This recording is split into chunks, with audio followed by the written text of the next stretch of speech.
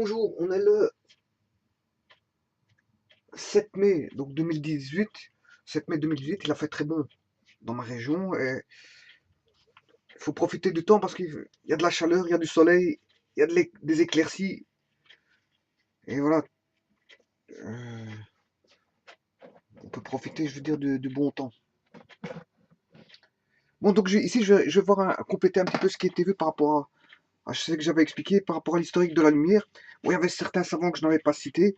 Bon, j'ai été vague par rapport à l'Antiquité. Ici, j'ai un peu plus d'informations concernant, je veux dire, toujours les notions de lumière. Euh, je vais pas durer aussi longtemps que j'avais expliqué la vidéo précédente concernant l'historique de la lumière. Mais ici, c'est de nouveau un complément d'historique et un petit peu, ce qui va un petit peu dire, prendre en partie ce qui a été expliqué, mais en résumé. Bon, il faut savoir tout d'abord que la lumière est une onde transversale, hein. Donc en fait, je m'étais trompé, j'avais dit au départ c'était une onde longitudinale. Puis après, bon, euh, j'avais un petit peu hésité, mais c'est une onde transversale, effectivement.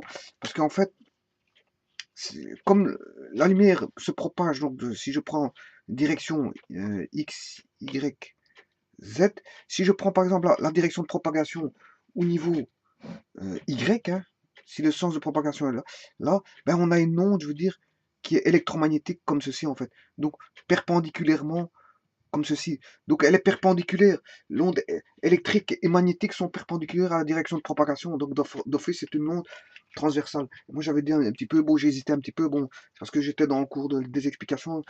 Voilà, j'avais fait un petit peu une petite confusion, mais après je m'étais rattrapé, mais bon j'avais dit, bon j'étais pas si sûr, mais après bon ça m'est revenu, et effectivement c'est bien une onde transversale en fait.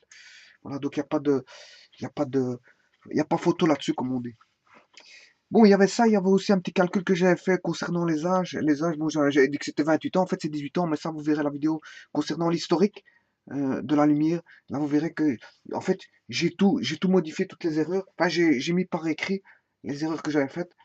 Notamment à un moment donné, j'avais dit, bon, euh, tout ce qui était diffusion, réfraction, réflexion, etc., etc., bon, c'est propre à toutes les ondes, et pas forcément parce qu'à un moment donné, j'avais dit que c'était certaines choses, phénomènes étaient propres à la lumière, et voilà. Mais en fait, non, comme la lumière, non, toutes les ondes peuvent subir, ou on peut faire subir soit une réflexion, une réfraction, diffraction, voilà, une polarisation, etc., etc., à des signaux, je veux dire, qui ne sont pas forcément euh, lumineux, mais qui sont purement électromagnétiques. Autre chose que je voulais encore modifier, ben, je l'ai écrit aussi en remarque. Attention que quand je disais que les ondes pouvaient traverser l'air, ben, il y a deux types d'ondes. Fatalement, les ondes sonores pouvaient traverser l'air. Quand je disais ça, mais il y a deux types d'ondes sonores, hein. Bon, il y a les ondes mécaniques, celles qui sortent de la bouche, fatalement. Mais il y a l'onde mécanique qui sort de la bouche, qui repasse par un micro, un transducteur. Donc à ce moment-là, on n'a plus affaire à une onde mécanique, mais à une onde électromagnétique, puisqu'en fait, il est transformé en signal électrique. Donc s'il est transformé en signal électrique, à ce moment-là, ça on peut le faire passer par un câble ou au travers de l'air aussi, hein. Donc qu'est-ce qui peut passer à travers l'air? Ben, l'onde sonore qui sort de la bouche jusqu'au micro, et puis après, euh, l'onde sonore qui est une onde basse fréquence, qui est, je veux dire, modulée, qui est envoyée soit à travers je veux dire, des câbles ou les airs, et si on traverse les airs, ben, voilà, les airs là, c'est une onde non plus mécanique, mais électromagnétique, donc c'est une onde de nature comme la lumière, qui va à la vitesse, proche de la vitesse de la lumière. Voilà, ça c'était les petites modifications que je voulais faire. Bon, maintenant, par après, je vous dirai un petit document concernant, je veux dire, un petit résumé historique de la lumière, mais à une époque bien précise. Mais avant tout, j'aimerais bien refaire un petit historique, je veux dire, rapide, vite fait, bien fait, parce que je m'étais pas étalé fortement et j'avais pas précisé les choses dans l'Antiquité, et j'avais pas parlé ni d'Héron d'Alexandrie, ni de Willebrord Snell, hein, la loi de Snell-Descartes. Voilà. Et donc, bon, c'est une petite, je veux dire, dans mon historique, en les omettant, bon, c'était une petite, je veux dire, ben, c'est une insulte à eux, parce qu'en fait, ils sont intervenus dans la science de la lumière, à leur façon. Et bon, les oublier, c'est un petit peu embêtant. Et comme je les ai pas mentionnés, ben voilà que je vais les mentionner. Mais en répétant, je veux dire un petit peu ce que j'avais dit auparavant. Donc, il faut savoir que euh, l'œil, l'œil, bon, il s'adapte, hein. Bon, je verrai les animaux qui ont adapté leurs yeux. Ils ont des grands yeux. Pourquoi ils ont des grands yeux? Là, l'œil a été adapté sur certains animaux et que des micro-organismes parfois peuvent avoir des yeux, que les araignées peuvent avoir des yeux un peu spéciaux. Voilà. Bon, l'œil, bon, j'avais expliqué dans une des vidéos sur la lumière que la lumière a un sens que si, je veux dire, euh, il y a un capteur pour pouvoir le voir, c'est-à-dire s'il y a des yeux, s'il n'y a pas d'être humain sur Terre, c'est-à-dire s'il y a pas de, l'être humain s'il n'existait pas sur Terre, comme il ce fut un temps où la Terre n'existait pas encore, et donc les êtres humains n'existaient pas encore, donc fatalement, personne ne voyait de la lumière dans l'univers, personne.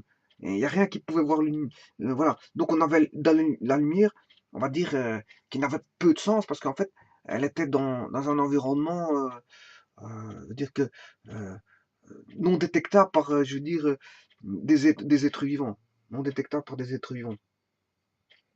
Et qu'est-ce qui voit la lumière? Ben, la lumière, les objets, les astres ne voient pas la lumière, hein. Ils ne voient pas, ils n'ont pas des yeux. Pour voir la lumière, il faut des yeux. Donc là, on dit que l'œil est sensible donc à la lumière, et donc enfin, c'est lui qui va capter les informations. L'œil qui est un appareil photographique, hein, mine de rien, et je veux dire, qui va envoyer les informations au cerveau, qui vont être analysées, bien sûr. À partir de là, euh, l'être humain peut voir, je veux dire, les objets. Mais comme j'avais expliqué auparavant dans les vidéos auparavant, bon, on s'est posé énormément la question suivante. Qu'est-ce que c'était que la lumière, hein? Ils voyaient ça comme un mystère, hein. C'était un mystère pour les gens d'antan, c'est-à-dire d'avant.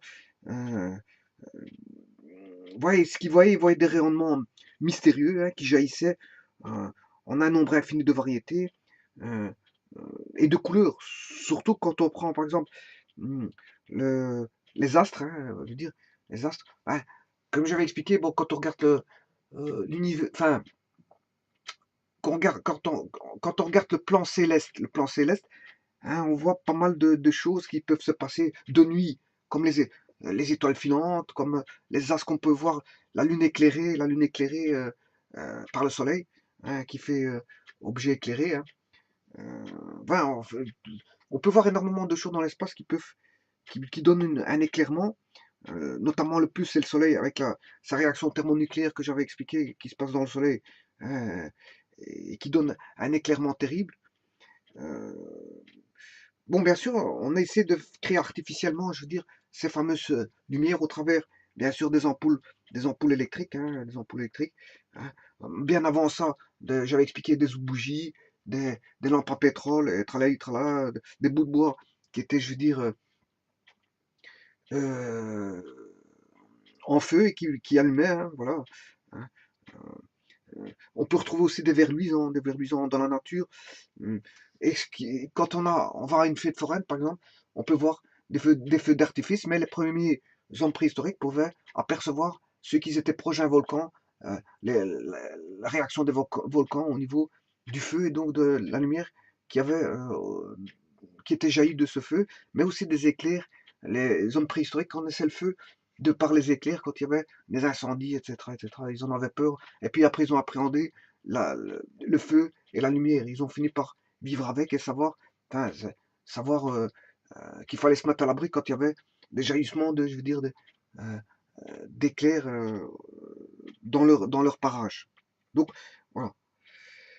Tout ça pour vous dire que pendant des siècles, hein, cette question a été posée par de nombreux, je veux dire, personnes, notamment au départ, c'était dans l'Antiquité, donc des philosophes, hein, scientifiques, des philosophes, etc., etc. Et en fait, quand on se posait des questions sur la lumière, ben, on ne savait pas ce que c'était, et ça intriguait énormément, puisque comme toute chose qui n'est pas connue par l'homme, ben, intrigue l'homme, et on cherche à savoir, je veux dire, ce qu'il en est. Voilà. Bon, au départ, quand on ne sait pas ce que c'est, bon, on prend les choses pour un dieu. Avant, il y avait différents types de dieux, il y avait les dieux statues, etc. Mais la lune pouvait être un dieu pour vénéré par des peuplades. La lune pouvait être vénérée par des peuplades. Le soleil peut être vénéré par des peuplades. La lumière pouvait être vénérée par des peuplades, hein, qui jaillissaient, je veux dire, du soleil. Ben, c'était de la lumière, et donc on vénérait le soleil et ce qui en était jailli, c'est-à-dire la lumière. Bon, bien avant ça, bon, ça a préoccupé énormément de personnes, mais c'est surtout, on retrouve comment est-ce qu'on appelle ça, chez les Grecs, quoi, qui est une civilisation, voilà. Dans la civilisation grecque, à l'Antiquité, civilisation grecque, hein, c'est grande civilisation, qui dit civilisation, on dit, bon, généralement, euh, plus évoluée que plus évoluée que les civilisations précédentes, fatalement, nouvelle civilisation, donc civilisation, on se civilise, hein, on aborde de nouveaux principes, des nouvelles lois, des nouvelles règles et des nouvelles avancées scientifiques qui fait que, eh bien, euh, la civilisation devient de plus en plus, je veux dire, elle se réforme, elle devient de plus en plus cadrée et de plus en plus euh, euh, voilà, les civilisations apportent son lot de, de nouveautés et d'avancées, d'avancées. Et donc, c'est les Grecs qui ont été préoccupés, hein, pas parce que, et qui sont arrivés justement à plusieurs conclusions, hein. Notamment, l'Antiquité grecque a connu M. Pythagore, tout le monde connaît le fameux théorème Pythagore, qui a créé l'école pythagoricienne avec ses nombreux savants, philosophes et savants. Voilà. Et à cette époque-là, l'école pythagoricienne hein, déjà supposa déjà euh, que tout objet visible émettait donc un flot continu de particules, ce que j'ai expliqué dans une vidéo. J'avais même pris un exemple qui n'était pas, que j'aurais dû jamais prendre cet exemple-là. Euh, J'avais pris l'exemple de la mitraillette. Bon, avec ce qui jaillit d'une mitraillette, bon, en ligne droite, ben, fatalement, on comprendra que ce qui jaillit comme une mitraillette, bon, j'aurais pu prendre le tuyau d'arrosoir. Bon, est-ce qu'ils avaient des tuyaux d'arrosoir à cette époque-là? Mais je ne crois pas. Bon, prendre l'exemple du tuyau d'arrosoir pour montrer ce qui jaillit, hein, que la lumière jaillit de la même manière. Bon, c'est un jaillissement hein, qui fait que bon, on a des jets, des jets. Voilà. Donc, des jets de particules. Particules, voilà. Des jets de particules. Donc, j'aurais dû pas prendre l'exemple d'un mitraillette pour expliquer le jaillissement, mais j'aurais dû prendre enfin, pourquoi pas le tuyau d'arrosoir. Ouais. Et sachez qu'elle va en ligne droite, hein, ce jaillissement va en ligne droite. Quand je dis jaillir, c'est quand elle sort de la mitraillette. C'est ça que je voulais dire, hein. C'est pas par après, parce que par après, on a des directions qui ne sont pas forcément rectilignes pour la mitraillette, hein. La mitraillette, elle fait une courbure. Les tirs de la mitraillette font une courbure. Idem pour l'arrosoir. Moi, quand je parle de jaillissement, c'est en sortie d'arrosoir et pour l'arrosoir d'eau. Mais s'il s'agit de la mitraillette, ben, c'est en sortie de mitraillette. Bon, c'est les balles qui sortent à la sortie de mitraillette, les jaillissements. Voilà, c'est un petit peu ça. C'est ça que je veux dire. Enfin, j'aurais dû pas prendre cet exemple-là dans la vidéo précédente, mais ça, je le dis quand même. Euh,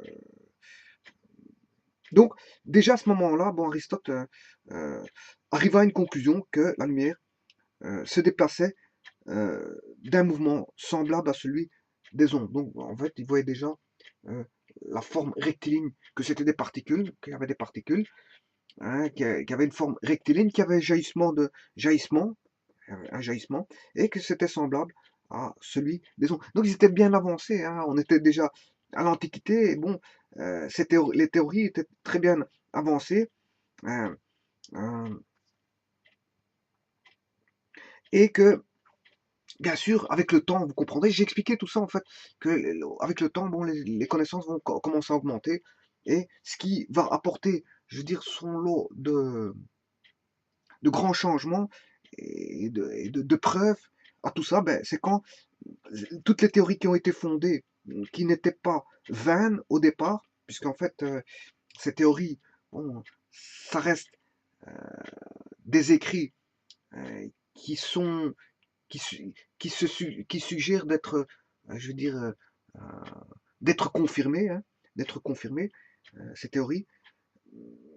Eh bien, justement, tout a été bouleversé grâce justement aux appareils complexes qui ont été créés quelques 20 siècles plus tard hein, pour exploiter, je veux dire, les études sur la nature et les propriétés de la lumière. Donc, tout, tout le long tout le long de l'histoire, les gens ont apporté leur lot de philosophie, de savoir, de connaissances, de calcul, au travers, enfin, pour l'exploitation de la lumière, hein, au travers de la lumière. Ces connaissances grandissant au fur et à mesure, bien sûr, elles ont été modifiées au fur et à mesure. Certaines étaient, bon, probablement en partie vérées avec des erreurs, hein, voilà. Et qu'est-ce qui a apporté, je veux dire, les preuves concrètes? Ben, c'est l'expérimentation au travers des appareils sophistiqués qui ont été créés les siècles, je veux dire, suivants. Voilà. Et donc, quand il y a des appareils expérimentaux, ben, les polémiques ne peuvent, euh, les polémiques peuvent, je veux dire, soit intervenir et faire en sorte qu'une théorie soit décrite comme vraie ou fausse. Mais sachez que les Grecs avaient en partie vrai dans ce qu'ils racontaient, pas tout vrai, mais en partie vrai. Tout comme Newton racontait certaines choses théoriques vraies, mais avec des petites erreurs. Hein. Voilà, comme j'avais expliqué dans la vidéo précédente, et c'est grâce, je veux dire, à l'expérimentation qui a fait que tout a été bouleversé et que toutes les théories qui ont été élaborées auparavant ben, étaient, je veux dire, euh, fondées par des preuves expérimentales. Voilà. Bon, et l'une des théories donc affirme que la lumière a une nature ondulatoire, que c'est de l'énergie glissant à travers l'espace, comme les ondulations à la surface d'un étang tranquille. Hein. Donc en fait, on peut voir ça comme une transmission, un transfert, un déplacement, euh, une onde qui se véhicule, une transmission, comme je l'ai dit, une propagation, hein, on va dire un mouvement, tout ça, tous ces termes-là pour dire qu'il y a je veux dire, une onde qui se propage. Voilà, une onde qui se propage et que la lumière est une onde qui se propage. Euh, euh, c'est une onde de nature vibratoire, de nature ondulatoire, hein, et qu'elle possède euh, son énergie, et son énergie, tout ça, glissant à travers l'espace. Voilà. Sachez que, bon, comme j'avais expliqué, que la lumière bon, est une onde, non pas une onde mécanique. Comme c'est pas une onde mécanique, bon, c'est une onde électromagnétique. Et donc, elle peut voyager dans le vide, puisque c'est une onde électromagnétique. Par contre, une onde mécanique ne peut pas voyager dans le vide. Hein. Il lui faut un support. Voilà. Donc ici, la lumière peut voyager dans l'espace interstellaire qui est en grosse partie du vide. Bon, et pas du vide à 100%, puisqu'il y a toujours des petites particules au centimètre cube. Il y en a bien moindre que quand il y a un astre dans le pourtour, fatalement, hein, s'il y a un astre dans le pourtour, il y a plus de matière. Donc au centimètre cube, il y a plus de matière. Par contre, loin toutes ces projections de matière-là vont aller dans l'espace et on les retrouve en partie, comme elles sont, je veux dire, euh, éloignées, hein, éloignées de l'astre, mais elles se retrouvent dans l'espace et donc dans l'espace c'est tellement grand qu'on en retrouve très peu. Et là, c'est quoi justement? C'est des matières qui sont densifiées. Hein. On en retrouve beaucoup parce que c'est dense. Et si elles sont projetées, ben, elles se retrouvent dans l'espace, donc on en a moins. Donc en fait, qu'est-ce que c'est qu'un as? C'est une zone de l'espace où, je veux dire, on a une densification de matière. Et donc, qui dit dense, dit ben, température énorme. Dit température énorme. Voilà. Donc un as, c'est une densification de matière. Hein. Par contre, quand on a la projection, quand elle éclate, elle est trop densifiée avec une trop grande température, elle éclate. Elle éclate, hein. Tout va dans l'univers, enfin dans l'univers, et cette matière parcourt l'espace. Et dans l'espace, bon, c'est du vide, mais comme on retrouve des petites particules projetées, ben, fatalement, au centimètre cube, on n'a pas de vide absolu. On peut retrouver, je veux dire, des petites particules provenant de projections des étoiles. Voilà. Et donc, euh, oui, on peut considérer que c'est du vide. On peut considérer, bien qu'il y a au centimètre cube, il y a quand même, je veux dire, quelques, quelques grains voilà, de matière. Alors que le vide absolu suggère aucune matière. Voilà. Et donc, l'onde électromagnétique peut, je veux dire, se balader en fait dans le vide, contrairement à une onde mécanique. Donc le grand boom, quand on dit Big Bang, ben, ça n'a jamais existé. En bruit, ça n'a jamais existé. Ne fût-ce qu'en bruit. Parce que Big Bang, ça veut dire grand boom, et boom, c'est une onde mécanique. Et une onde mécanique ne peut pas se projeter dans le vide, puisque l'espace était du vide à ce moment-là. Donc fatalement, je veux dire, on peut pas avoir, il peut pas y avoir eu un bruit qui ait fait boom. Voilà. On peut parler d'explosion, mais sans boom. Voilà. Alors, ce que je disais, donc il y a une autre théorie qui affirmait, donc on peut voir l'aspect donc ondulatoire vibratoire sous l'aspect aussi énergétique, hein, hein, euh, l'aspect énergétique donc glissant à travers l'espace. Hein. Mais il y a une autre théorie qui affirme aussi que la lumière consiste en un vol de particules. Et tout ça, j'ai expliqué, comme des gouttes d'eau, hein, des gouttes d'eau projetées, comme j'avais expliqué, par une lance d'arrosoir, parce que lance d'arrosage, comme ça jaillit, je veux dire, au travers euh, d'un arrosoir. Voilà. Voilà. Et à certaines époques, tantôt l'une théorie ou l'autre théorie l'emporta. Bon, là, ça a été, je veux dire, bon, grâce aux appareils expérimentaux qui ont fait que on a pu, bien sûr, pareil, les appareils expérimentaux complexes qui ont pu décrire, enfin, prouver les lois que certaines personnes avaient affirmées, soit mathématiquement, soit de manière orale au travers de phrases toutes faites, euh, à travers certaines observations. Voilà. Donc il y avait l'observation et puis après il fallait l'observation directe et puis l'observation euh, indirecte. L'observation indirecte, c'est de se dire, bon, je vois le soleil qui, hein, ça me fait penser à ça, ça, ça, ça, mais l'expérimentation, c'est une observation directe. Hein. Ça vous donne les résultats tout de suite. Hein. Voilà. Contrairement à l'autre observation, hein, qui observe, etc., qui dit, bon, le soleil, c'est peut-être ci, c'est peut-être ça, il n'en est pas sûr. Il dit certaines choses, mais il n'en est pas sûr. Par contre, l'expérimentation apporte la preuve nette, claire et nette et précise. Donc, l'expérimentation, c'est une assurance à 100%. Donc, on ne peut pas contredire l'expérimentation, parce qu'en fait, l'expérimentation apporte les preuves claires et nettes. Contrairement aux théories qui, qui découlent qui se suivent durant l'histoire et qui n'ont pas forcément de preuves, vu qu'ils n'ont pas d'appareils sophistiqués pour le prouver. Voilà. Donc parfois il y a des théories qui vont prendre le pas sur d'autres vont s'avérer en partie vraies, bon, et certaines avec des erreurs.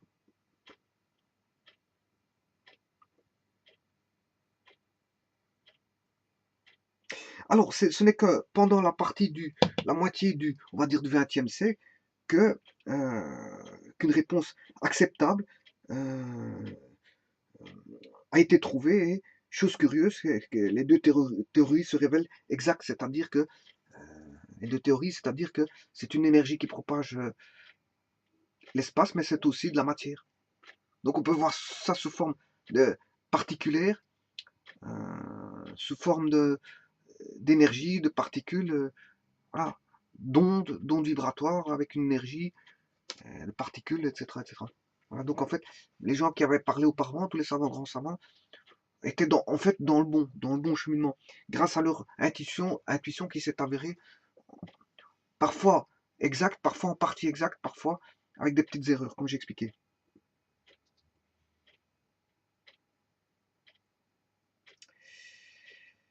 Bon, pour identifier donc n'importe quelle chose, par exemple si je prends les solides liquides ou gaz, ou même l'énergie pure, les chercheurs étudient d'abord ce qu'on appelle les propriétés. Hein. Bon, avant d'en parler, il faut étudier toutes les propriétés des solides liquides, gaz et de l'énergie pure. Et, et alors, en utilisant cette méthode, donc les Grecs de l'Antiquité ont découvert que la lumière se déplace en ligne droite. Voilà. Déjà, à l'époque des Grecs, à l'Antiquité, elle se déplaçait en ligne droite. Mais ça, je l'avais vu déjà dans la vidéo précédente. Bon, c'est qu'une répétition de ce que j'ai dit, mais je mets en valeur, je veux dire, l'époque euh, de l'école pythagoricienne, dont on retrouve Aristote et qui ont formé de très belles choses et qui n'avaient pas les appareillages sophistiqués pour prouver ce qu'ils leur dire. Voilà. Donc en fait,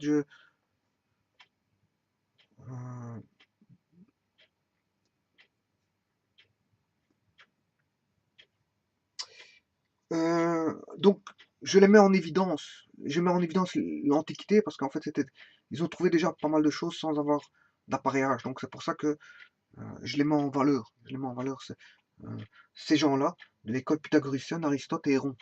Héron. Et notamment, voilà, l'époque des Grecs. L'époque des Grecs. Qui a apporté d'un moment au savoir, déjà, la nature, sans avoir d'appareillage sophistiqué, hein. Voilà. Bon, une deuxième découverte, bon, après que là, on sait que la nature ondulatoire, hein, que ça va en ligne droite, que ça jaillit comme un, comment est-ce qu'on appelle ça, un tuyau d'arrosoir, ben, une des deuxièmes découvertes importantes sur la lumière ben, a été réalisée par Héron d'Alexandrie, hein. Héron d'Alexandrie, ici. Bon, comment on expérimente? Par l'expérimentation, bien sûr, à l'aide donc de miroirs, hein. Il a remarqué que tout rayon de lumière tombant avec un certain angle sur un miroir en rebondit suivant un angle égal. En fait, vous aurez compris que c'est la loi de la réflexion, hein. La loi de la réflexion a été trouvée par Héron.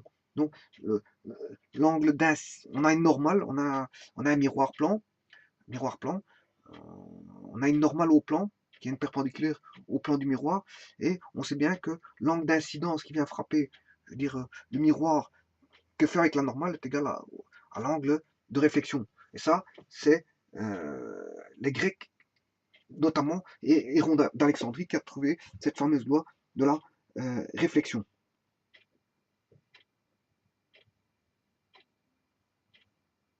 Voilà.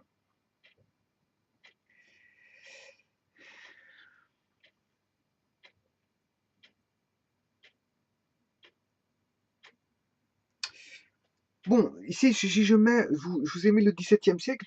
Justement, hier, j'avais fait la vidéo sur tout ce qui était à partir de Newton, c'est-à-dire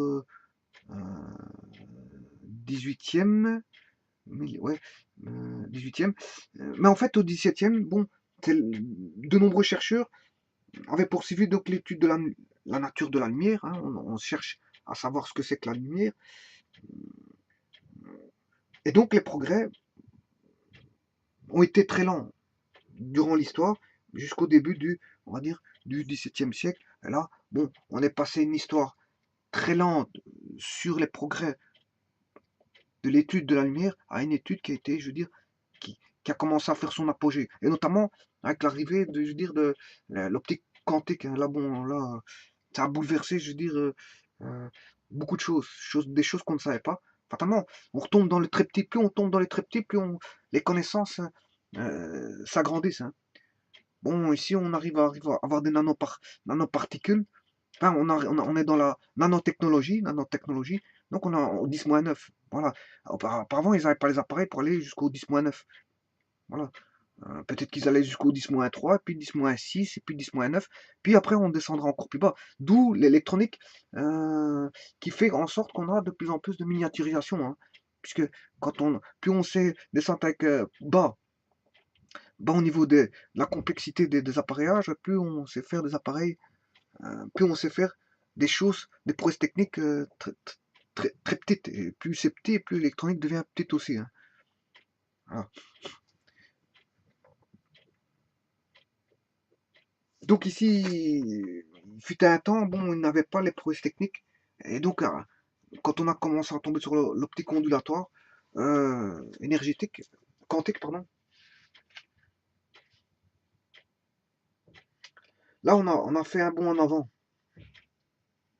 C'est-à-dire avec la théorie de Max Planck et la découverte des photons et de la découverte des photons, de la loi de Max Planck, de l'arrivée de Louis de Broglie et tous les savants atomistes à ce moment-là, de cette époque-là, ont apporté leur contribution à l'avancée, je veux dire, de l'étude de la lumière.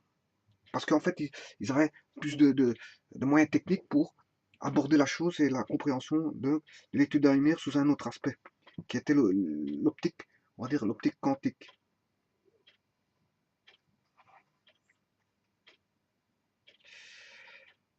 Bon, par exemple, pendant des siècles, on avait remarqué donc un autre fait curieux,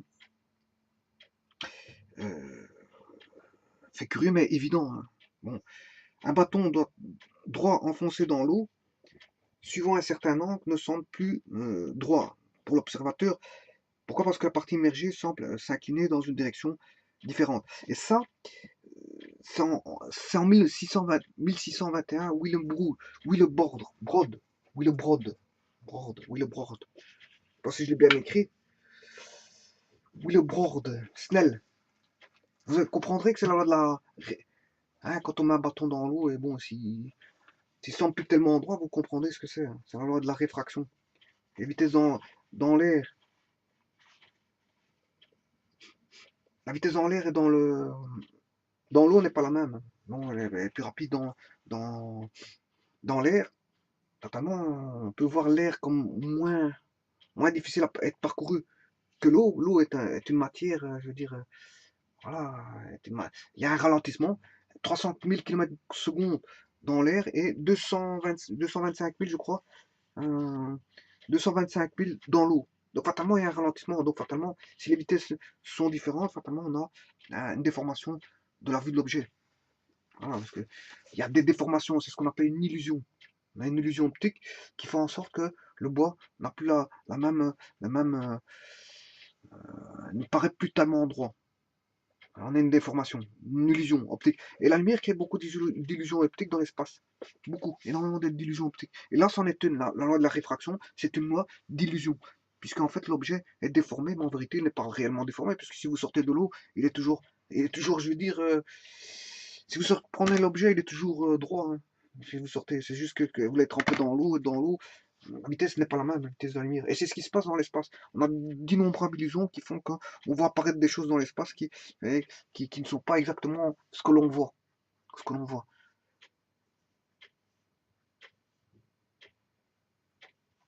Avec tout ce qui est chaleur, gravitation, etc., etc. Dans l'espace, bon, c'est tout un autre monde, hein. Un autre monde qui crée des illusions optiques de la lumière. Voilà, et donc ça c'est Snell-Descartes, enfin la loi des Snell-Descartes, je crois, Willebrord Snell, c'est un Hollandais, hein. Voilà. C'est surtout un mathématicien hollandais.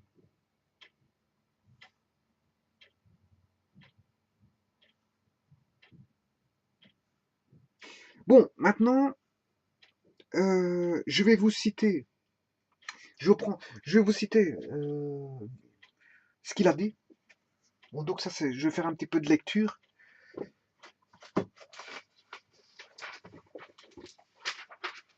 Voilà. Qu'est-ce qu'il a dit? Bon, ici, qu'est-ce qu'il dit?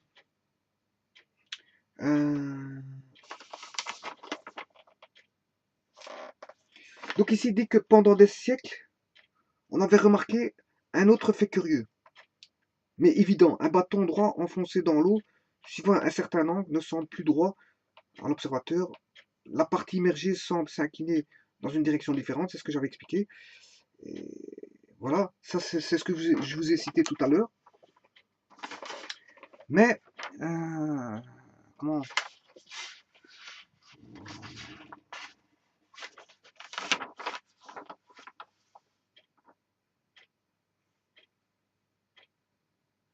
voilà ce qu'il dit, je cite, hein. Je cite ce qu'il dit. Un rayon de lumière quittant un milieu transparent pour pénétrer dans un autre, déclara-t-il, c'est une citation, est habituellement partagé à la surface des deux milieux. Une partie réfléchit selon la règle de Héron, l'autre partie continue à travers le deuxième milieu, la raison qui donne l'impression que le bâton se recourbe en entrant dans le second milieu est que les rayons de lumière qui amènent son image aux yeux de l'observateur sont subitement déviés à ce point. Alors, il vous cite, je cite encore une fois, mais si les rayons de lumière sont déviés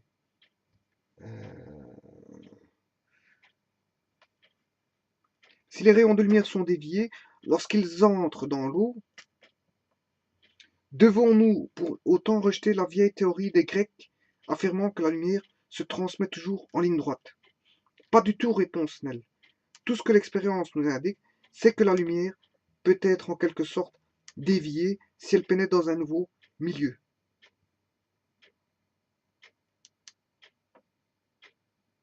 La lumière se déplaçait en ligne droite à travers l'air lorsqu'elle atteint l'eau. Elle change de direction, mais continue sous l'eau sous la forme d'une ligne droite, déviée, différente. Snell essaya de mesurer cette déviation dans diverses substances transparentes telles que l'air, le verre et l'eau. Il découvrit que pour chacune, la valeur de la déviation variait. Alors, pour lui, pourquoi elle variait cette déviation? Vous l'aurez compris, c'est une variation de vitesse. De vitesse, comme j'ai expliqué tout à l'heure, c'est une variation de vitesse. Comment est-ce qu'on appelle ça? De vitesse de la lumière, de célérité. La célérité dans l'air et dans l'eau n'est pas la même. Et dans les différents milieux n'est pas la même, fatalement. Donc en fait, il y a une déviation qui se fait. Donc le nom à tout ça, c'était la réfraction. Donc, il met longtemps, je cite encore, il met longtemps à en découvrir le principe parce que celui-ci semblait fortement contraire aux idées reçues et était difficilement acceptable jusqu'à ce qu'il eût découvert un fait nouveau. L'angle d'incidence de la lumière est aussi en relation avec la valeur de la réfraction.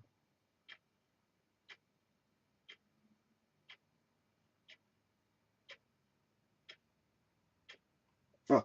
Et ça j'étudierai donc, voilà, ça j'étudierai donc en fait la réfraction et j'expliquerai tout ça en fait, qui est la loi de Wilbroek Snell, qui est un mathématicien hollandais. Et donc en fait, pour Héron, on avait la loi des miroirs plans. La lumière, qu'est-ce qu'elle fait? Ben, on a un rayon incident, je sais pas si on voit. Ouais. On a un rayon incident et un rayon réfléchi. Voilà, c'était pour ça, c'est la loi de la réflexion d'Héron. Mais alors, bon, tout d'un coup, dès le moment où on passe d'un milieu 1 à un milieu 2, mais en fait, on n'a plus la loi de. C'est toujours en ligne droite, hein, parce qu'ici, il disait que ça allait en ligne droite. Hein, ça allait en ligne droite. Mais là, on n'a plus de déviation comme le miroir. Comme on a deux milieux, ben, fatalement, on a une déviation. Et il a essayé plusieurs. Enfin, je parle maintenant de Snell, parce que ça, c'est la loi de la réfraction. Ça, c'est la loi de la réflexion que je verrai d'ailleurs. La loi de réflexion. La loi de réflexion, ici, réfraction. Loi d'Héron, chez les Grecs. Héron d'Alexandrie. Et là, loi de Snell, 1621, Willibrord Snell. On appelle ça la loi de Snell-Descartes d'ailleurs. Bon, donc ici, il a essayé plusieurs matériaux et en fonction du matériau, ben, voilà, la déviation prenait de l'ampleur ou pas en fonction du type de matériau. On n'avait pas de, je veux dire, de réflexion, mais une réfraction. Et donc là, c'était complètement une illusion optique parce que l'objet était perçu, dire déformé. Bon, au départ, ils ne comprenaient pas tout ça, mais après, ils ont commencé à mettre voilà, des mots à tous ces jeux à tous ces jeux de réflexion, réfraction. Puis il y a eu encore par après, je vous l'ai expliqué dans la vidéo précédente, euh, sur l'historique, il y a eu la diffraction, la polarisation, la diffusion, il y a eu tous des phénomènes optiques, voilà. Dont le premier phénomène, avant d'avoir tout type de phénomène, de comment est-ce qu'on appelle ça, de diffusion, quel que soit le type de diffusion optique que l'on peut avoir, diffusion, c'est-à-dire diffusion, polarisation, ou interférence, ou réflexion, ou, ou autre, ou réfraction, peu importe. Avant d'avoir tout ça, il faut déjà une propagation. 1.1, avoir une propagation. S'il n'y a pas de propagation, on ne peut pas imaginer toutes ces théories voilà. Voilà.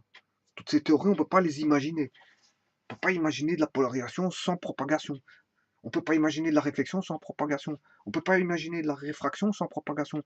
Donc, le point numéro un, il suffit que pour avoir les phénomènes optiques, d'abord avoir une propagation. Donc, fatalement, on aurait pu penser à la base que euh, la première des choses, c'est quelque chose qui se propage. La lumière, c'est quelque chose qui se propage. C'est quelque chose qui se véhicule. C'est quelque chose qui bouge. C'est quelque chose, voilà, qui bouge très vite, qui a un temps de transmission instantané. Ouais, mais instantané, voilà, à l'échelle humaine.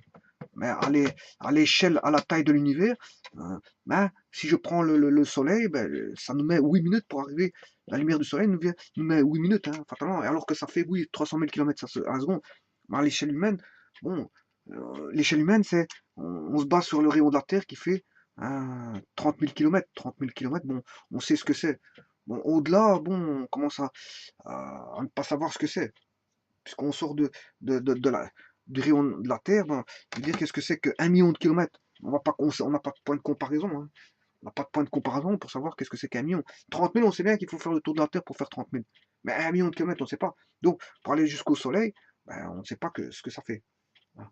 Donc, sachant qu'il y a plus ou moins 8 minutes, hein, en gros, si je peux faire un calcul et de savoir à combien de kilomètres se trouve en gros le Soleil. Sachant qu'on a 300 000 km par seconde, qu'il nous faut 1 minute, c'est 60 secondes, voilà, et qu'il nous faut 8 minutes. En gros, hein, c'est 8 minutes 40 et des secondes. Bon, et là, il faut que je retrouve ma machine, pour autant que je la retrouve, mais je sais pas ce que j'ai mis.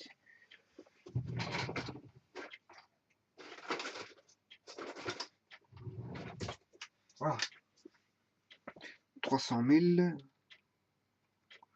km. En gros, hein, c'est pas 300 000, c'est 299 000. Aider avec une approximation. Enfin, essayez d'approximer. Bon, et dans l'espace, on ne parle pas de kilomètres, hein. On parle d'années-lumière. Voilà, je verrai tout ça, en fait. Donc, 300 000 fois 60 secondes, ça fait 1 minute. Fois 8 minutes. Voilà. En gros,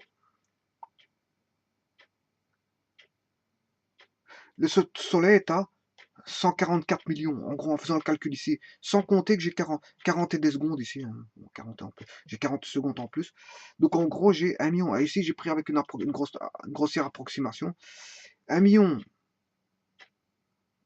1, 2, 3. 1, 2, 3.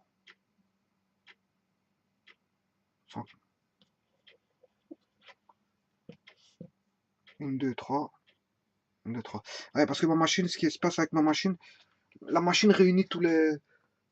Elle ne met même pas d'espace. Voilà, elle ne met même pas d'espace et donc j'ai du mal à voir si j'oublie un zéro. Mais voilà. Mais on a 144 millions de kilomètres hein, du Soleil. Sachant que la Terre fait 30 000 kilomètres. 30 000. Je vais diviser par 30 000 pour savoir combien de fois le tour de la Terre que ça fait. En gros.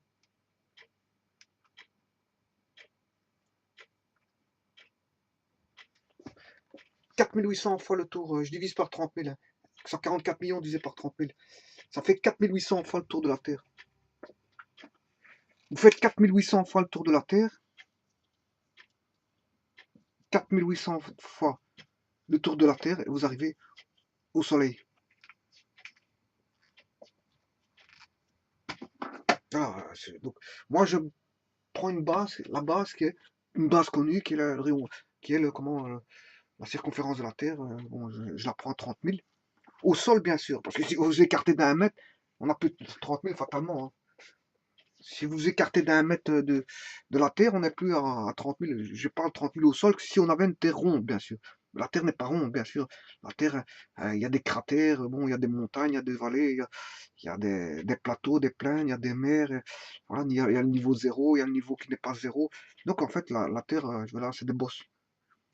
Hein, si on est sur le sol, ça fait des bosses. C'est des bosses. C'est pas... Moi, je prends dans le cas où la Terre, je veux dire, en 20 rayons, je veux dire, parfaitement circulaire. Là, on a 30 000 km au sol, pas à 1 mètre, parce que là, ça change tout. La circonférence n'est plus la même si je suis à 1 mètre du sol. Et donc, 30 000 km, si je considère à 30 000, ça, on fait 4300 fois, 4800 fois euh, le tour de la Terre pour arriver au Soleil. En gros. Parce que j'ai pris 8 minutes, hein, normalement c'est 48 secondes en plus.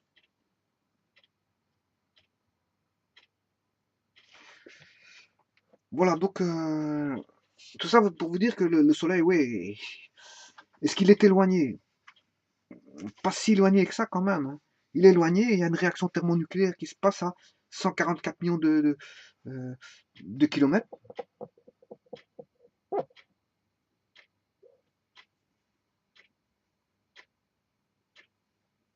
Voilà.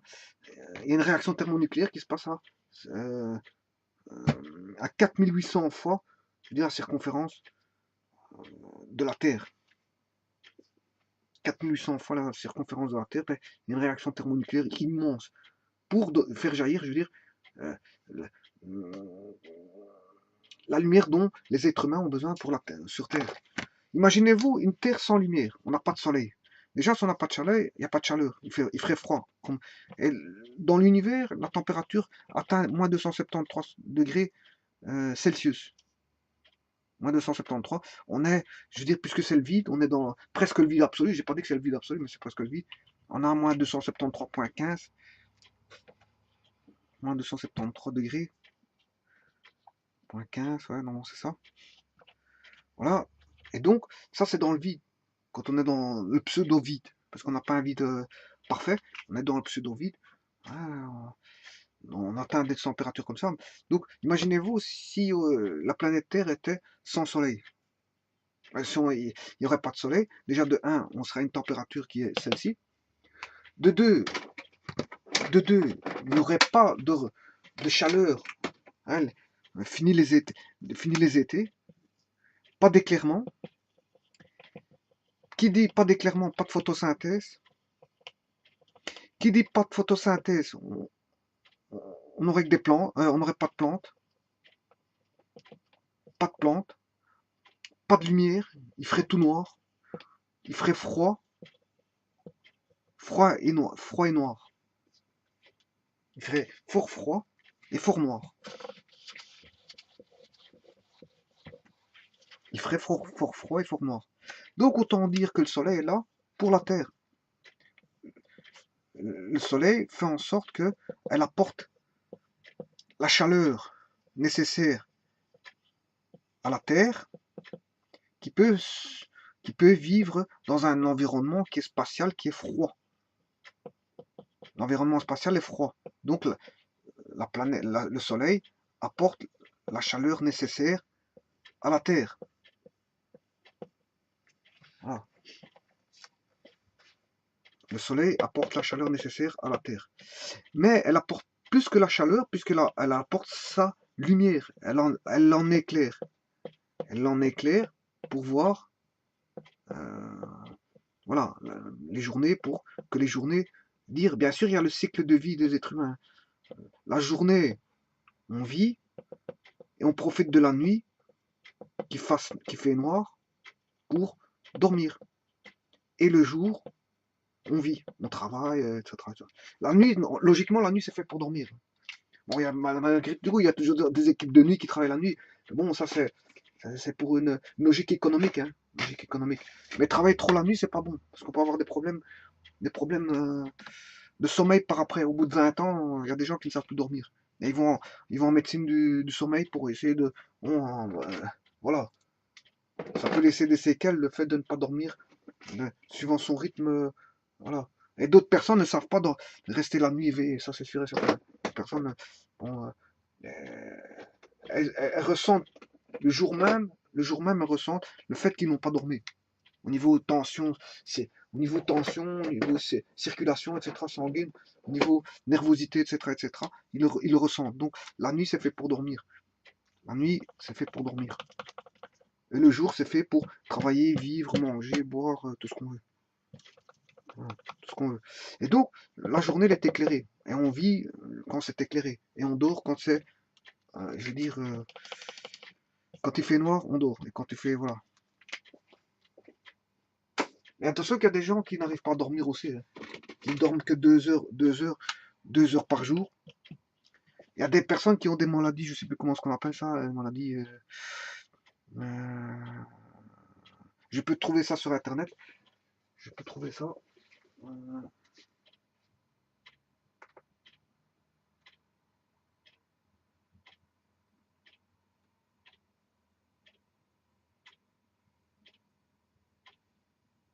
C'est une maladie où la personne est obsédée pour trouver son...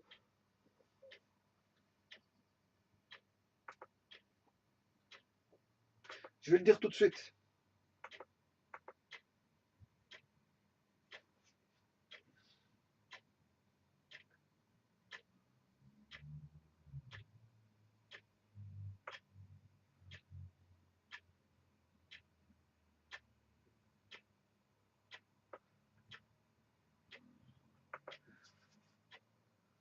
Voilà, c'est ce qu'on appelle l'orthosomnie. On peut avoir l'orthosomnie.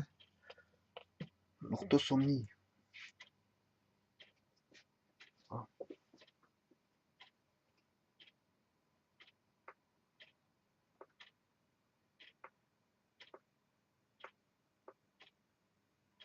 Donc, elle se définit par la quête. En fait, c'est une par la quête d'un sommeil parfait, par exemple, sans insomnie, et avec des cycles, on va dire, réguliers, bien définis. Donc, le but est bien sûr de réparer et de régénérer l'organisme. Et ce désir hante, on va dire, les pensées de la personne, jour et nuit. Voilà. Et il existe en fait ce qu'on appelle des somnologues. Des somnologues, je veux dire, voilà, orthosomnie, ce qu'on appelle orthosomnie. Et il existe des somnologues bon, qui s'occupent de ceux qui n'arrivent pas à dormir. En fait, pour une raison ou une autre, il y a beaucoup de gens qui n'arrivent pas à dormir. Il y en a qui n'arrivent pas à dormir tout simplement parce qu'ils prennent des excitants tels que café, drogue, etc., etc. Caféine, thé, boisson, Coca-Cola, etc., qui n'arrivent pas à dormir la nuit, mais ça c'est tout à fait comment boisson énergisante, etc. Là, fatalement, on comprend qu'ils ne dorment pas, mais bon, il y a des personnes qui veulent dormir tout naturellement sans prendre d'excitants, qui n'arrivent pas à dormir. Voilà, bon, chacun sa possibilité. Donc, tout ça pour vous dire que la nuit, quand il fait noir, ben, les gens dorment. C'est fait pour aller dormir. Et pour réparer, je veux dire, euh, pour avoir un cycle, on va dire, réparateur par rapport à la journée. Digérer la journée en fait. On digère la journée. Ce qui s'est passé en journée, on le digère la nuit. Voilà. Voilà. Donc on a le sommeil, le cerveau a besoin de se reposer, c'est ça qu'il y a. Surtout ça. Quoique, bon, voilà. Donc ici, ce qui veut dire par là, pourquoi j'explique tout ça, c'est qu'en fait, on comprend que si la lumière a été créée, c'est pour des besoins. C'est pour des besoins. Voilà. Pour, des, pour répondre à des besoins. Voilà pourquoi la lumière a été créée. Et si je prends le cas du le soleil a été créé pour les besoins de la Terre, pour les besoins des êtres vivants sur Terre. Voilà. Donc, sans soleil, il n'y a plus d'êtres vivants. Et voilà, sans soleil, il n'y a plus d'êtres vivants. Mais sans êtres vivants, le soleil peut continuer à tourner, c'est pas un problème. Par contre, sans soleil, il n'y a plus d'êtres vivants. Donc le jour où le cycle thermonucléaire ici du soleil va commencer à se réduire, ben là, les êtres humains petit à petit vont voir peut-être leur extinction de l'espèce humaine s'ils n'arrivent pas à trouver des astuces pour créer un soleil. D'ici là, peut-être qu'ils créeront peut-être un soleil artificiel via une réaction nucléaire comme il se passe dans le soleil. Lancer une réaction solaire sur une planète pour avoir, je veux dire, une nouvelle planète artificielle au travers d'un soleil artificiel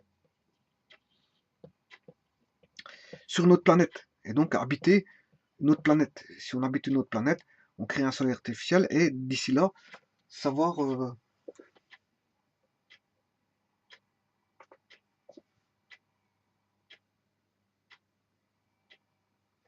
voilà. Et d'ici là, créer donc aller créer dans un autre lieu de l'espace, une réaction nucléaire dans une planète pour créer, je veux dire, un soleil artificiel avec une planète dans laquelle on pourrait créer, je veux dire, de l'eau. Et dès le moment où on a l'eau et on a l'énergie suffisante, de l'énergie de l'éclairement, on peut vivre, on peut dire que la planète est vivable pour autant qu'on a l'eau, bien sûr, et l'oxygène. L'oxygène. Maintenant, le soleil, enfin créer, je dirais un soleil, bon, via une réaction nucléaire d'un noyau, bon, c'est possible, hein, c'est possible, tout est possible. On peut créer une réaction nucléaire dans un noyau et créer un espèce de soleil. D'un astre qui n'était pas un soleil au départ. Mais il y a moyen de créer, je veux dire, un chaos pour créer justement cette scène je veux dire, d'énergie. Et à partir de là, ouais, mais vous allez me dire, la planète, il faut de l'oxygène. Ben, on peut créer de l'oxygène au travers d'une bulle. On peut vivre dans une bulle. Dans une bulle, la planète, même si elle n'a pas d'oxygène, on peut créer dans une bulle, dans des espèces de bulles en fait. Voilà, des espèces de bulles. Pas forcément englober toute la planète dans une bulle parce que ce serait trop énorme, mais je veux dire créer des bulles avec de l'oxygène. Voilà. Et donc à ce moment-là, des villes dans des bulles. On vivrait dans des villes, dans des bulles. Des bulles où il y aurait, bien sûr, on saurait respirer de l'oxygène. Où on saurait fabriquer de la H2O. Dès le moment où il y a de l'oxygène et de la H2O, et qu'on a de la lumière, eh bien, à partir de là, on peut faire vivre des personnes dans une planète hostile. Mais pour ça, il faut construire la planète de telle manière à avoir, je veux dire, la possibilité d'y vivre. Et bien, il y a moyen de vivre. Il y a moyen de vivre dans beaucoup de planètes pour autant qu'on crée cette fameuse bulle. Mais la bulle doit peut-être pas être petite, hein. C'est pas une bulle de 5 mètres carrés. Il faut créer des bulles énormes. Hein. Enfin, faut pouvoir renvoyer des personnes au départ avec des combinaisons, je veux dire, spatiales pour pouvoir habiter, euh, habiter et fabriquer, hein, combinaisons spatiales où ils peuvent respirer. Et puis par après, une fois qu'on a créé des petites bulles, ben, on crée des grandes bulles, et puis enfin, des moyennes bulles, puis des plus grandes bulles. Et en attendant, on peut vivre dans ces bulles. Pourquoi? Parce qu'on peut retirer les combinaisons spatiales, vu que dans les bulles, c'est vivable, des bulles à oxygène. Voilà. Et là, on peut construire toutes des villes comme on a créé des villes. Voilà. Donc ça, tout est possible en fait. Tout est possible. L'être humain a la faculté, la possibilité de vivre dans une autre planète que la Terre en fait. En écrivant les conditions, bien sûr, euh, l'homme maîtrise beaucoup de choses. Donc il a la capacité de créer de la lumière, de créer de l'énergie nucléaire, de créer de l'oxygène, de créer de l'eau. En laboratoire, on sait créer de l'eau. C'est de l'oxygène avec de l'hydrogène. Dès le moment où on a de l'oxygène et de l'hydrogène, là on sait créer, je veux dire, de l'eau.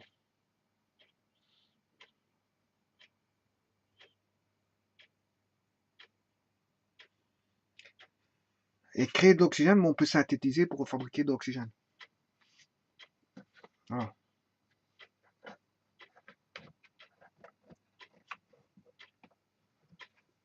L'idéal, c'est d'habiter une planète où il y a de l'oxygène, mais là, il faudrait trouver une planète avec de l'oxygène.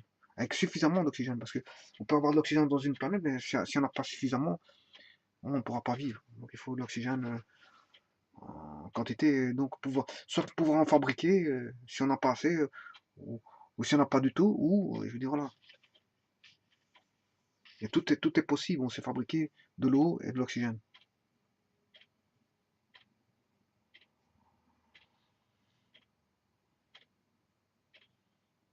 Maintenant, en créant des, une biosphère, peut-être qu'on peut modifier l'aspect de la planète pour qu'à un moment donné, elle redevienne oxygénée, pourquoi pas.